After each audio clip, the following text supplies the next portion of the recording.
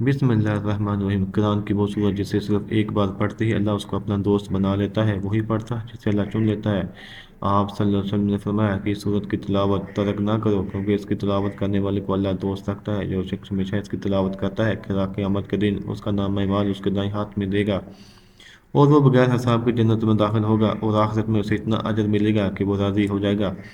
अबू हुरैरा रज़ियल्लाहु अन्हु से ने फरमाया, रसूलुल्लाह सल्लल्लाहु अलैहि वसल्लम ने फरमाया, आसमान और ज़मीन को पैदा करने से 1000 साल पहले अल्लाह ताला ने इन सूरतों की तिलावत की, और जब फरिश्तों ने तिलावत सुनी तो कहने लगे कि खुशहाली है उस उम्मत के लिए जिस पर यह कुरान उतारा जाएगा, और खुशहाली है इन दिलों के लिए जो इसको उठाएंगे, यानी याद करेंगे, और खुशहाली है उन ज़ुबानों के लिए जो इसकी तिलावत करेंगे। एक हदीस में है कि जो शख्स इस सूरत को सिर्फ अल्लाह ताला की रज़ा हासिल करने के लिए उसके वास्ते पढ़ेगा, उसके पहले सब गुनाह माफ़ हो जाएंगे। बस इस सूरत को अपने मुर्दों पर पढ़ा करो। तो ये सूरत सूरह ता है। कम अज़ कम एक मरतबा इसको लाजमी पढ़े, क्योंकि जो इस सूरत की तिलावत करता है अल्लाह उसे पसंद करता है और वो अल्लाह का वली दोस्त बन जाता है।